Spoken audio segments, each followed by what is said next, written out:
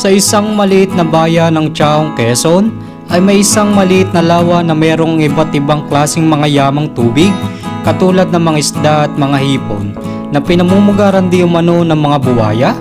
Gaano kaya katotoo ito? Tara, samahan nyo na ulit ako para tuklasin natin ang lugar na ito na kung tawagin ay ang lawa ng Tikob ng Chaong, Quezon. Dito lang sa Mike Moto TV.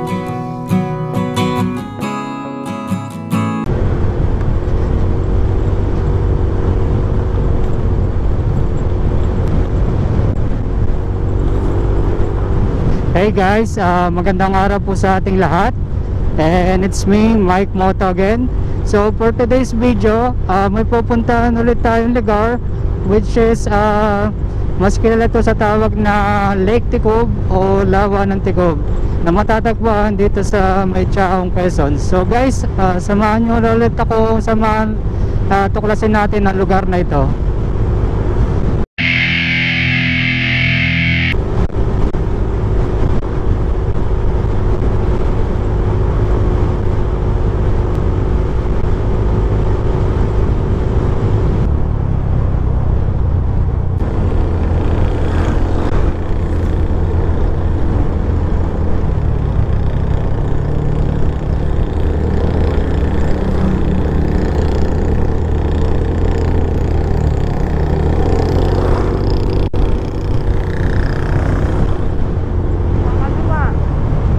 Kaliwa dito.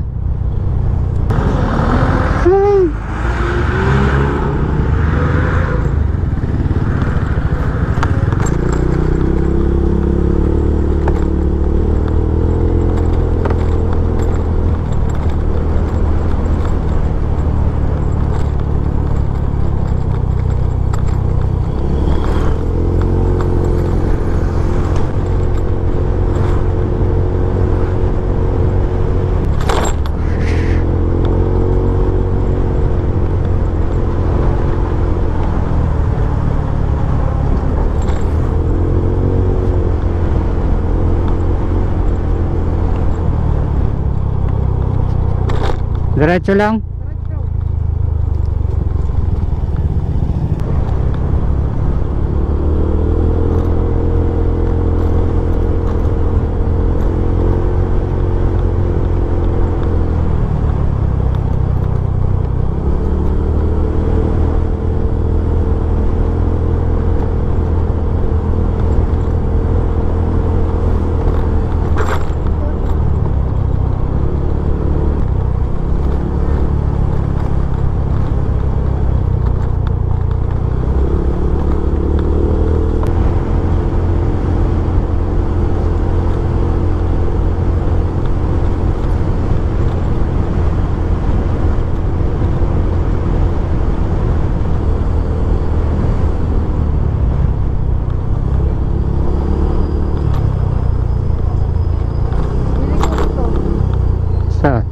Dito.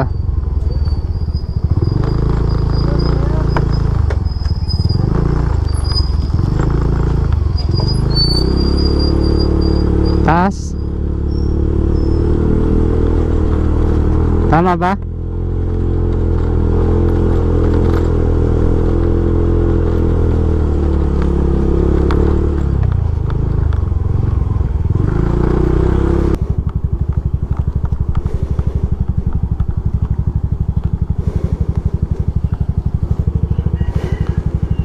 Alright guys, malapit na kami sa Lake Tikob. At buti na lang at hindi umuulan ngayon, magandang panahon. So let's go guys, puntahan na natin to. Medyo pakit tong lugar na ito. Let's go.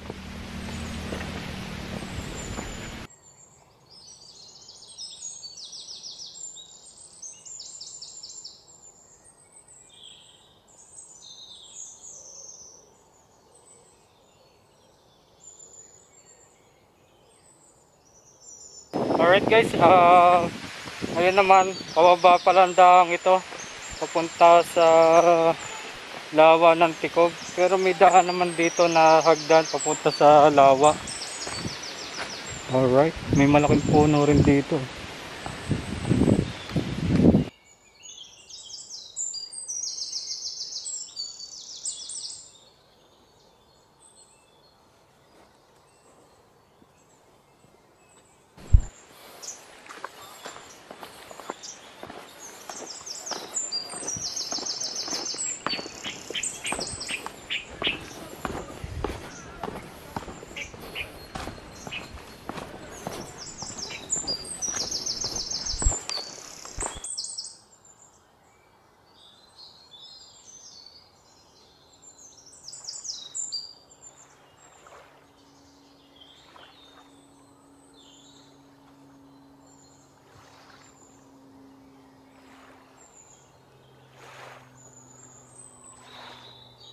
Hello guys, nandito na kami sa Lake Ticob ng Chaong, Quezon. So kung mapapansin nyo, ang daming pa rin mga bangka dito, tsaka may kabahayan pala dito sa lawang ito. At kung mapapansin nyo, parang may mga isda dito na siyang kabuhayan rin ng mga taga dito sa lugar na ito. So let's go guys, tuklasin natin tong lugar na ito. Hello po sir, good afternoon po. Tatanong ko lang po kung ano po yung mga makikita po dito sa lawa po ng Ticob ng Chaong, Quezon. Meron po dito mga isda, hipon, mga dalag, saka mga hipon po. Ang dami din pala. So halos lahat parang ano yung mga matatagpuan lang talaga sa lawa na... Kaya kasi po hinuhulugan to ng ano, galing sa Bipar. Okay po. Mayroong bangus. Okay po. So bali po parang pinapangalagaan po to ng ano, Bipar po. Para sa mga mangingisda po na kumuha ng kabuhayan po dito sa lawa. Ano po? So, ilang taon na po kayong nangingisda po ng dito sa ano? Matagal na po. Grade 6 po kayo nagpo-floating na ako. Ang galing naman. So, sa lawa pong ito, ano pong nung kayo grade 6, ano po yung mga pangkaraniwan niyo pong ginagawa dito? Ito lang, nag-aalaga ng fish. Okay. So, ang ano po, may mga fish pond din po pala dito? Ito, yung pisto namin to. Okay. Madami po kasi yung ano, may fish pond dito. Ang kalimitan pong pinanggahan ngayon dito yung sa Tail. Saan po matatagpuan niyo? Dito, panghuli ng hipon. Katulad mo, nasa bangkong. Okay po. Mga hipon talaga po yung ano, karaniwang ano, na huli dito. So, saan niyo po dinadala yung mga nahuhuli niyo pong isda? Sa iba't ibang pong market dito sa Quezon Province? Dito sa Chaong. Sa Chaong po mismo. Yung po talaga yung bagsakan niyo nang nahuhuli yung mga hipon, isda. Dito. Ang galing na.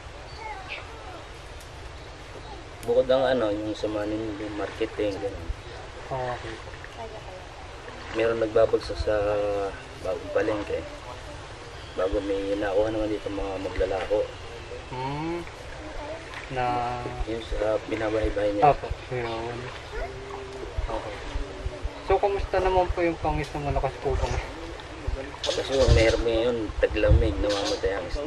Ay, gano'n. Pagka taglamig. Pati hipon, patay. Ay, gano'n. Ngayon lang gumanda ang tubig eh. Pero noong December, ang daming nasayang na ano. Ang daming nasayang na hipon. Hipon at saka yung isda.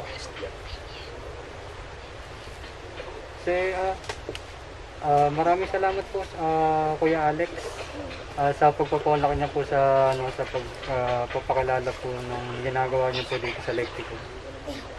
Maraming salamat. Ito ang lawa ng Ticob na matatagpuan sa Chaong, Quezon. Meron itong lawak na 120 hectares at lalim na 318 feet na pinamumugaran ng mga iba't ibang klaseng yamang tubig katulad ng bangus, tilapia, hito, dalag, hipon at iba-iba pa na siyang ikinabubuhay ng mga residente dito. Pinawiniwalaan din itong isang klaseng maar o isang maliit na bunganga ng bulkan na sanhi ng pagkahalo ng mainit na lava sa tubig tabang. Ayon naman sa mga alamat ay kaya naman nabuo itong lawa ay mayroon isang maliit na bahay na nakatayo dito noon at wala pang tubig. Ang nakatira naman sa bahay na ito ay matandang mag-asawa na hindi pa magkanak. Kaya hindi nila sa Diyos na magkanak sila. At nanaginip nga ang matandang babae na magkakanak sila ng batang babae. Ngunit sinabihan siya ng Diyos sa panaginip na magbibiyaya sa kanila ng anak na huwag ilalabas o lalabas ang bata sa labas ng bahay. Kung hindi, ay may mangyayaring hindi maganda sa kanila. At sa mga lumipas na panahon ay nagkanak nga matandang mag-asawa ng batang babae. At ikinatuwa nila ito. At sa paglipas ng mga panahon ay lumaki ang bata at laging inaalala ang sabi ng Diyos sa kanila na huwag ilalabas ang batang babae o lalabas ito ng bahay na paalala lagi ng matandang mag-asawa sa kanilang anak. Ngunit isang araw habang nagtatrabaho ang matandang mag-asawa sa bukid ay dumating sa bahay ang isang maliligaw ng anak ng matandang mag-asawa kasama ang mga kaibigan nito para hingi ng kamay ng dalaga at hinamon ng mga kaibigan ng binata na yayain ng dalaga palabas ng bahay. At nakita nga ng lalaki ang dalaga na nananahi ito sa bahay. At noong dumating ang lalaki ay pinaupo niya ito at nagpatuloy sa pagtatahi. Walang ano paman ay kinausap na agad ng manliligaw ang dalaga at sinabi nito na kung maaari ay itigil niya muna saglit ang ginagawa niya, ngunit hindi sumagot ng babae na hindi maaari at kailangan na itong tapusin at kung hindi niya ito matatapos ay maaari siyang pagalitan ng magulang nito. Habang pinapanood ng binata ang dalaga at sa plano nitong ayain lumabas ng bahay ang dalaga, ay hindi na ito nagaksaya pa ng panahon at habang patapos na ang dalaga sa kanyang gawain at habang inaayos ito, ay napansin ng binata ang isang karayom sa bintana na nahulog sa lupa at napansin din ito ng dalaga at nakiusap ang dalaga sa manliligaw maaari sana ay kunin niya ang karayom na nahulog sa lupa. At nung makita ng binata ang karayom sa lupa ay sinabi niya ito sa dalaga kung maaari ay kunin niya ito sa kanya sa labas ng pintuan ng kanilang bahay. Ngunit sa di pagkakalam dalaga ay nakatapak na pala ang kanyang mga paa sa labas ng kanilang bahay. At nakita ang binatang manligaw na sinabi pa sa kanya na humakbang ka pa palabas ng bahay at ginawa nga ito ng dalaga.